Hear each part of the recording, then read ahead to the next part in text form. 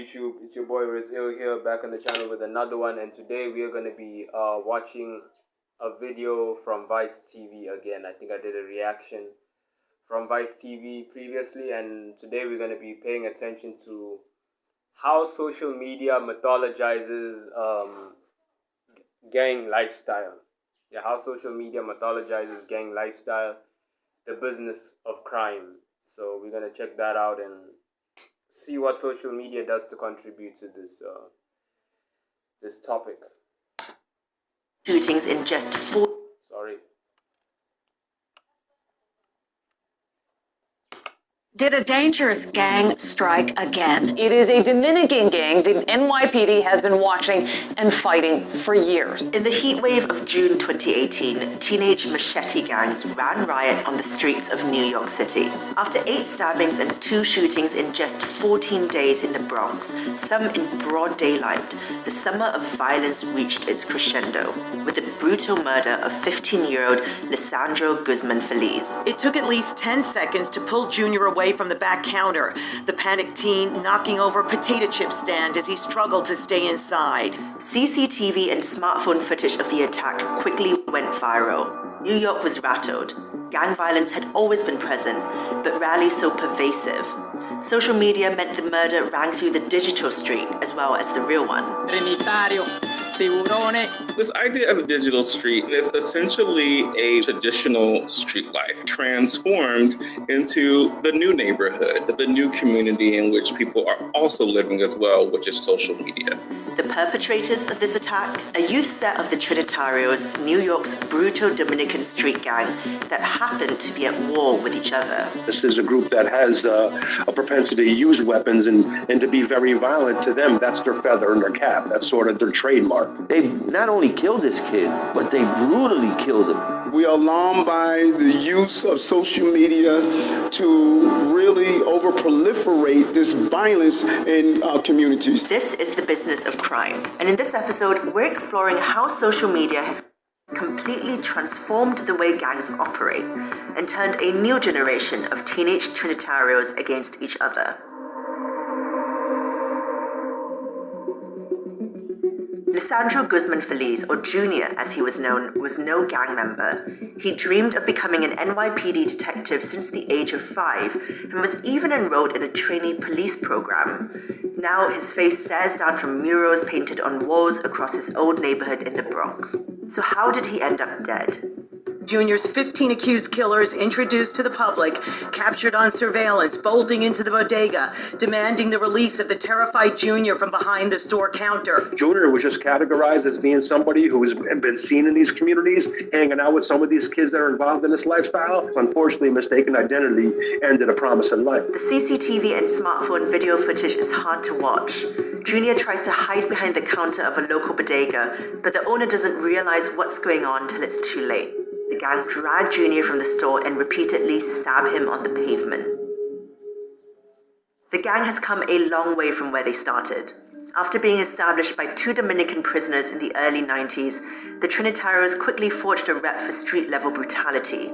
The FBI say that they are the most rapidly expanding Caribbean gang in America. In 2009, the NYPD launched a huge clampdown on the activity of the Trinitarios. A lot of the old guard is no longer, whether they are in prison or dead. By the time Junior was murdered in 2018, most of the gang's top brass were in prison.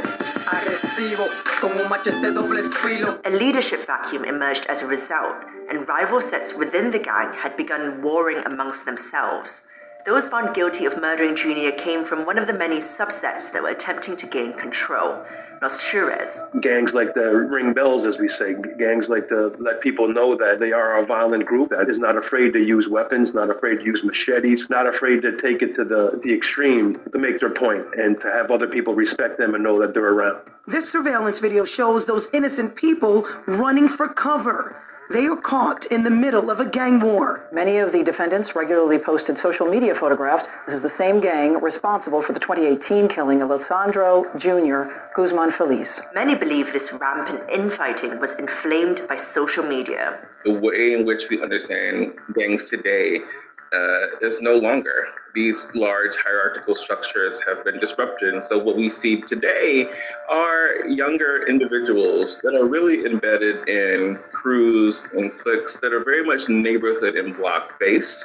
And these are also young people who spend an enormous amount of time on social media. The videos show young men in masks dancing on fire escapes, stoops, and dimly lit back streets to drill music.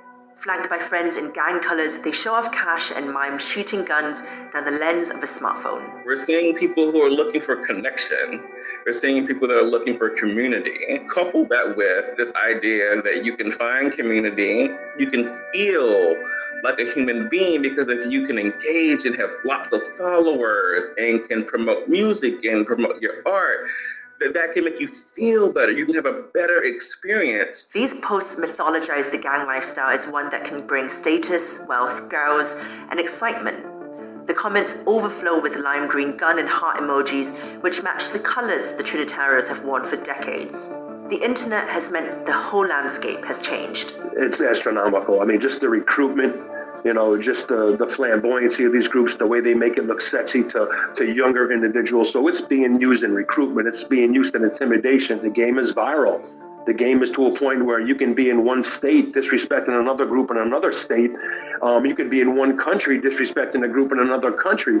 So just the vast way that you can get things out there to the masses these days in social media, gangs have embraced that. And the new generation of street gangs have increasingly used social media to humiliate their sworn enemies. The NYPD say Junior may have been targeted because he was wrongly identified as a guy who appeared in one of these videos, rapping into a smartphone camera in the foreground.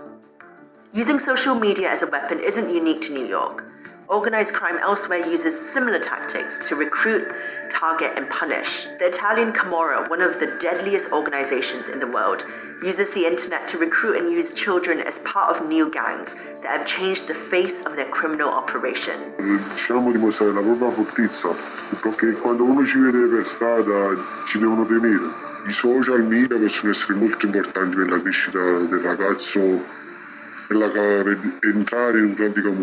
Experts say social media is breeding a kind of envy that pushes people to join street gangs. It's becoming an epidemic, to be honest with you. I'll meet with the gang members and I ask them, how did this come about?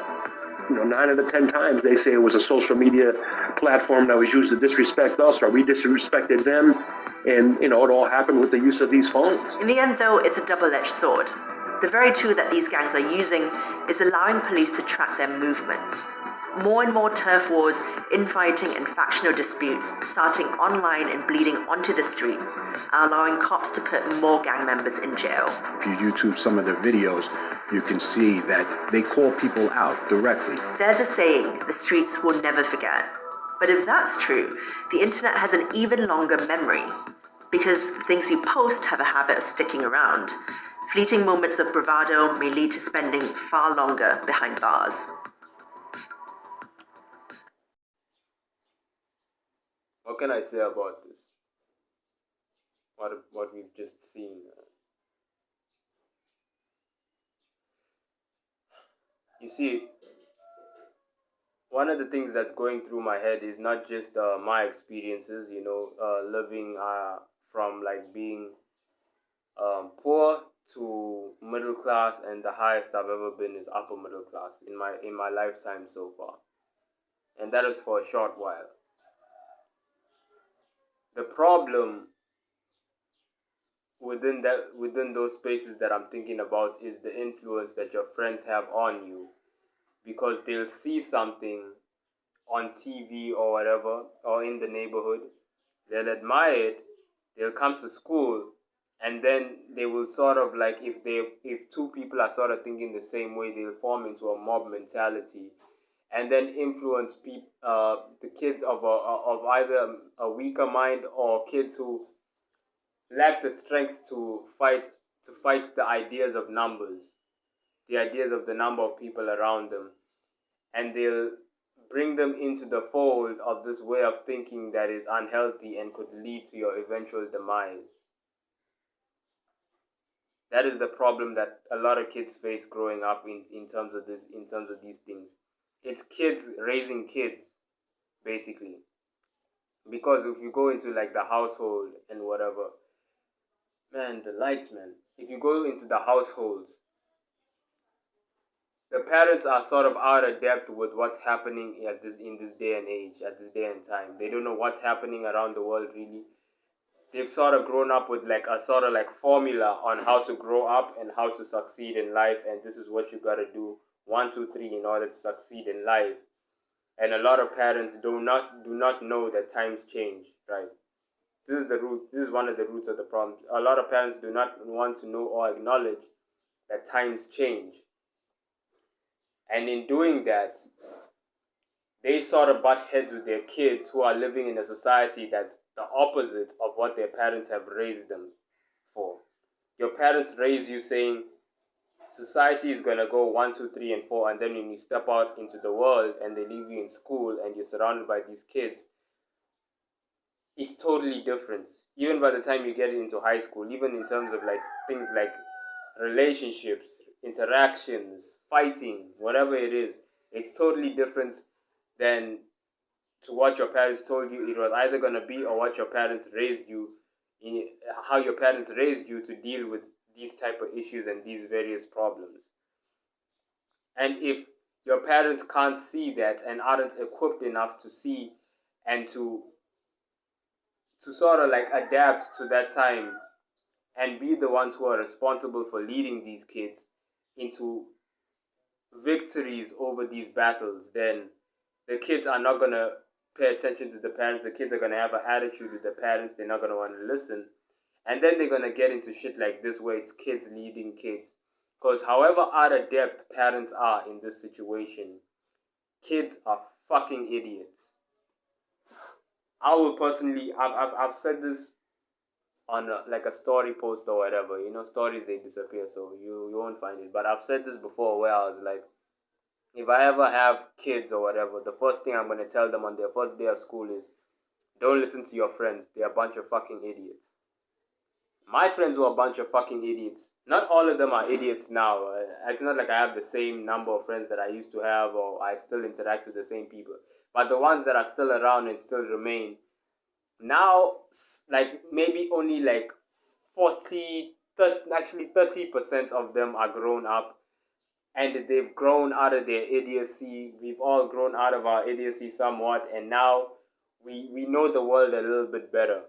And because we've taken the lessons from like maybe the mistakes of our parents and learned some adaptability, it's sort of fine now.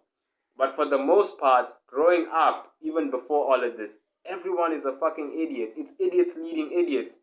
You got people laughing at you and you're feeling a sort of way, or they're shaming you, or they're threatening you, or whatever, and you sort of feel like they have all these sort of powers. But then when you sit in your adult life, when you sit like right now, I'm sitting in my 20s, and I'm thinking about all the other kids, the older kids or the kids my age or whatever, who seemed so big. When you sit and think about them, they were fucking nothing. They were nothing. They were nothing compared to what's out here, bro. If you're listening to this high schoolers or whatever, or young men, whatever, your friends are fucking idiots. And this is what's gonna lead to your death. This is what's gonna lead to you being in jail. This is what's gonna lead to your life just. Because how can you be led by an idiot to victory? This isn't victory. The money they're showing you, it disappears, it goes. You know what's more valuable than money? Time. What happens when the world takes your time away from you for what you're doing with these idiots? What happens when these idiots take your time away from you in the form of your fucking life? Think about what you're doing. They think they're tough. A couple of machetes, a couple of knives, shit. I've grown up in a neighborhood, we've seen that shit. We've seen those videos. Motherfuckers used to come with like guns and shit sometimes, trying to prove themselves. Everyone's trying to prove themselves. No one is really who they say they are. Even if when they do like one act, they're still not that badass. A bigger person shows up, the person who seems so big turns into a bitch. Stop following idiots. Like, comment, subscribe, hit the post notification. Press start in the BM. Yeah. Hit the gas in the PM. Now time. Move. Super fly, wanna be him. Yeah. I to the 10. To the 10. When I see him. Yeah. I do whatever. Yeah. I do whatever. Swear. I do whatever. I do whatever. I do whatever.